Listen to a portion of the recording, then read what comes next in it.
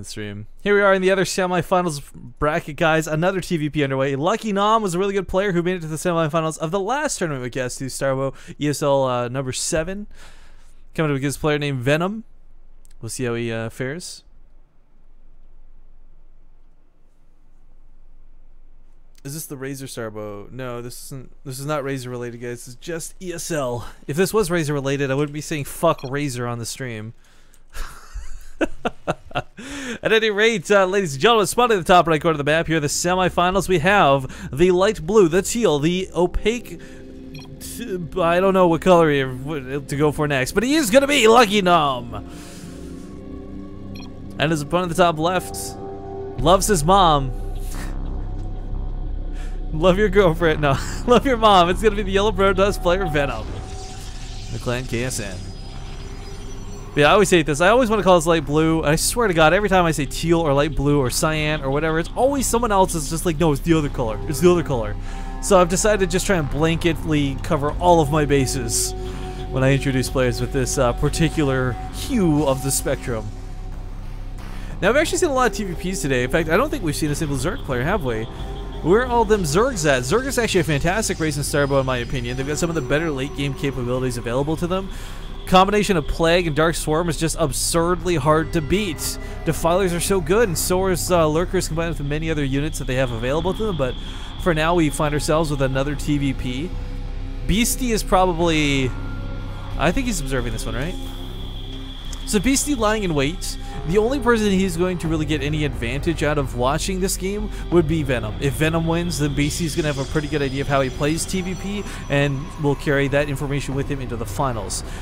LuckyGnom, though, if he goes TVT, it's a whole other story. He's not going to learn too much from this. Unfortunately, build orders do vary quite heavily depending on race dependencies. So a player who might go mech 9 times out of 9 versus a Protoss player will not go, maybe they go bio and TVT type thing. So you're not guaranteed any information. Now, LuckyGnom did this yesterday too, or not yesterday, sorry, in STARBOW ESL tournament number 7, where he went cross scouting. Now, I don't actually see people...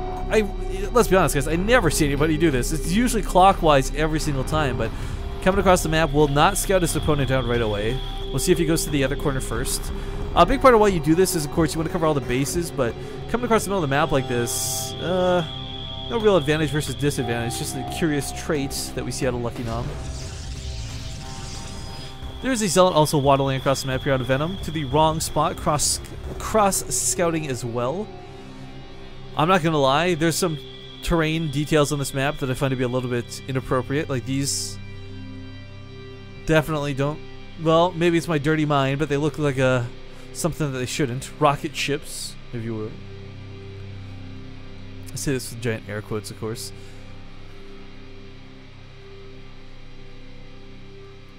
Venom may get a bit of a misread here. He saw the SV coming from the left. Might make him think his opponent spawned in the lower left, but of course he's in the top right, and there's going to be a Zealot that confirms that too. Cute little biodome with some birdies inside. Caw, caw. But you take it to scale, that's a bird? That's a Zealot. Oh my god. How did birds get so freaking tiny? Anyways, 2 marines at the top with the ramp combined with the supply depots. He's perfectly fine to hold off any sort of aggression coming out of this. The earlier spider mines are something that I don't... Okay. Anyways, there's some friendly fire going off. Spider mines are not something I'm exactly in love with coming out first against a Protoss player. As again, you can target the spider mines before they arm, but they give you map control. They give you vision. They will stall a Protoss player from marching across the map, and that is first blood. At any rate, his natural base has been built, or will be built here in a moment. He tried to queue it up, I guess. There we go, now on the way. Spider mines are going to do a decent job of zoning out Zealots initially. They're not so good against the Dragoons, of course, because the Dragoons can just focus fire them. But Zealots, even with their charge upgrade, do struggle to get in range. Now, he really wanted to cut out that SCV, but there's no tech he's trying to hide, so I'm a little curious on that choice out of Venom. I mean, the SCV had already scouted 3 gateways. You usually kill an SCV like that if you don't want to see like there's a Stargate hidden in the top right or something quite so silly, right? But, alright, put a lot of effort into killing that SCV. Spider-Mine's been placed down quite nicely too, and looks like we have the Twilight Council coming up next. So, Twilight Council not quite used the same way it is in StarCraft 2 normally, guys. It's not like There's no blink associated with this. Stalkers, again, very, very underutilized in Starbow. To the point where I almost think they might need a buff, as weird as that is to consider, because I've really not seen many games. Like, Crank is literally the only person I've seen use Stalkers, and even then, in like very rare occasions.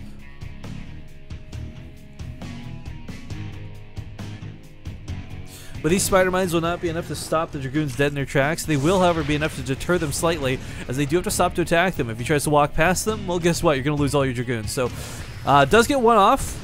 Arms a little bit there. Lots of damage going down. Second one takes out 2 Dragoons. SCV's already pre-pulled. I don't think LuckyGnom needs to overreact like this. What? He pulled like all of his SCVs, which I find to be incredibly strange. This is not a situation where you need to pull all your SCVs. 1 or 2 will simply suffice, especially because he's seen what's coming. Like, this isn't like a blind attack. He saw this with these spider mines as they armed on the Dragoons. Another one even gonna arm here. The SCVs really need to go back to mining. There we go, so I'm gonna go right back to mining immediately. Engineering bay on the way here, and yeah, LuckyGnom's okay as far as this initial defense goes. Siege mode's almost done. Imba. Yeah, spider mines basically are somewhat locusts, I guess, and free units, free kills. Siege tanks now established. There's no poking in gonna come, but there's a storm on the way coming out of Venom, and you know, I would love to see storm drops. Go for like, say, 2 Templar, not even all 4, just 2 Templar and a Warp Prism, go towards the main, try and get behind LuckyGnom's initial defense here, because again, it's a pretty good defense. A couple of Vultures gonna get over here though, and there's no Dragoons out just yet. Oh no! What? He started to attack the pylon. I guess LuckyGnom not controlling the Vultures right away. Could have easily gotten 2 or 3 more probes, I feel, in the time it took those Dragoons to finally get out, but alright, still in a good spot. Oh, that's cool. I was kind of joking about it, but Starbow says they're actually considering a Stalker buff to promote the gameplay. That'd be cool. Yeah, it kind of sucks because, like, right now, Stalkers, they don't have the damage to really be considered incredibly useful. Maybe their versus type would change. I don't know how they really buff them, but I do trust the Starbow guys. They've been pretty good at balancing things that become imbalanced pretty quickly. So that'd be cool. That's something cool to look forward to potentially if you're a Protoss player and you enjoy playing Starbow. Starbow, by the way, it's worth noting if anyone in the audience is like a super casual and you really don't even own HOTS, that's totally cool. That's totally fine. You can play Starbow for free. It's an arcade game, and the arcade, as we all know, recently went completely free to play. So if you're a Starbow fan and you don't have Heart of the Swarm, you can actually play this for free, which is really cool to consider. And it's a full version too, not some sort of like half-assed, like 10% of it's still locked out, like you can't play Protoss because you don't have the Collector's Edition or some BS. No, you can fully play it for free. But a Warp Prism is going to be on the way, same with +1 weapons. We do have the Templar with energy generating at the moment, and Storm has completed. Again, for those who don't know, Storm in StarCraft 2 normally only does about 80 damage. This one does 112, so it's a little bit easier to claim the lives of some units.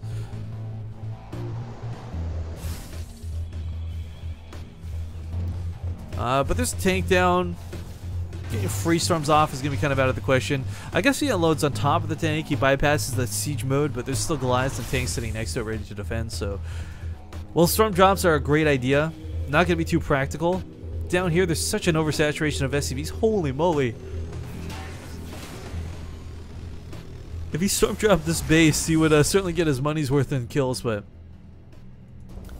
what I would imagine happens here is Venom tries to draw the attention of LuckyGnom to the front lines. Looks like he will do that with some of these Dragoons. And if LuckyGnom's paying attention to the front lines and not the back of his base, pulls a couple of tanks, pulls the Goliaths. But nope, he sees the Warp Prism and will not be tricked by this move. So Templar are going to be forced to unload. Gets one storm off, going to kill a couple of SCVs here. Second storm does go down. A third one needs to be unloaded. Dragoon, oh sorry, I thought there was 3 Templar. I'm retarded. Dragoon gonna try and finish this up, and LuckyGnom again, friendly firing on top of his own units. He did that earlier, like the Vulture shot the Marine, the Goliath was shooting the supply depot. I'm not sure if this guy just does like the most hyper A-click ever, or what the deal is. Did he just supply the factory? Oh, so, okay, again, I'm sorry. I'm treating this game like a lot of you guys know what's going on. I guess I'll try and cater this a little bit more casually. If you don't know, the Command Center has an ability called Overcharge. That's what you see come down. It looks like you're calling down supply like you would in StarCraft 2 normally on top of a depot. What this does is it acts like a chrono boost for a factory. For a barracks, it makes units produce 100% faster, but for a factory, it actually just makes it 50% quicker coming out. So, whether it's a reactored factory or not, it helps units come out quite fast. Alright, a couple spider mines have been laid down outside the base of Venom. He can't deal with these though. This is more just scouting information than LuckyGnom, if anything.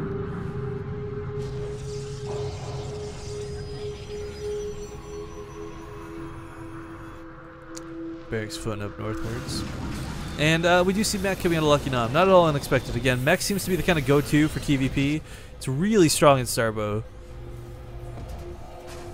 Tanks, of course, are what makes that what it is, but, you know, combination vultures and Goliaths are great support units. These are the fusion core made, but what I imagine we're going to see as a follow-up here is going to be the science vessel with some EMPs available. One of the scary things, guys, in STARBOW, the Arbiter can wreck your day as a Terran player if used correctly. But unfortunately, in what is now 8 tournaments of STARBOW being cast, I've only seen one player go for an Arbiter one time.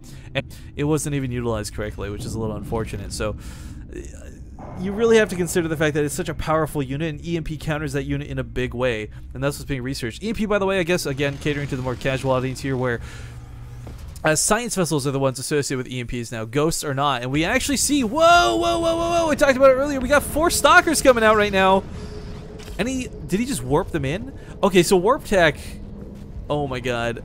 Warp Tech. Basically how Warp Tech works, guys, it takes longer to warp in a unit with that cooldown, combined with the fact that you can chrono things out of a normal gateway. Warp Tech is not nearly as effective as you might imagine. Stalkers are being brought to the front lines. They're kind of, again, they're literally classified as like support units, which is hilarious to consider, but as we see, they can attack a little bit quicker, a little bit better, a little bit faster than Dragoons can, but their range is stuck on 5, and the damage is only 8, versus the 22 of the Dragoon, which is why the Dragoon is such a favorable choice. But it looks like he's going to suicide a couple on top of these tanks, try and get some friendly fire off. Didn't really pay out for him in the end. Stalkers are going to try and blink back to disjoint the spider mines, but did it perhaps a fraction of a second too late. Walking through his own storm, going to take some hits here too. Venom is certainly flustered here on the front lines, taking some very heavy losses. There's almost no army supply value left to speak of. He's got upgrades, he's got a 3rd base, he's got a ninja base, but I don't think he has an idea of what to do versus this composition. Venom is no army supply right now, guys. Vultures killed a lot of probes while this was going on too. 31 workers slaughtered by LuckyGnom. So the Vulture hit and run proven to be quite nice.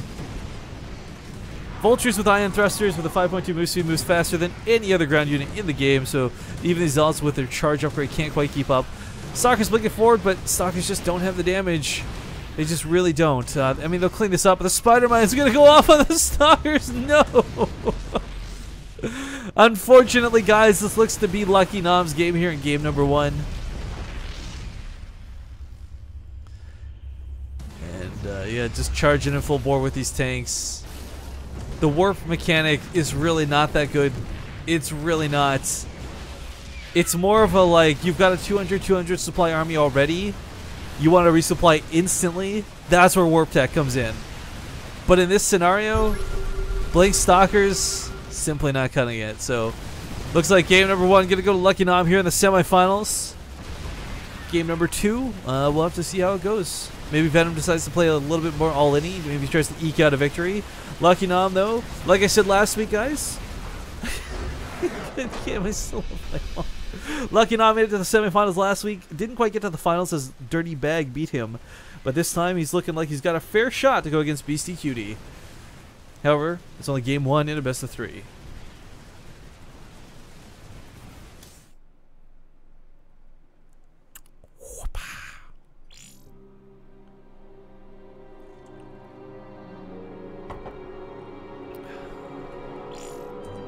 So make sure to get an invite to that game.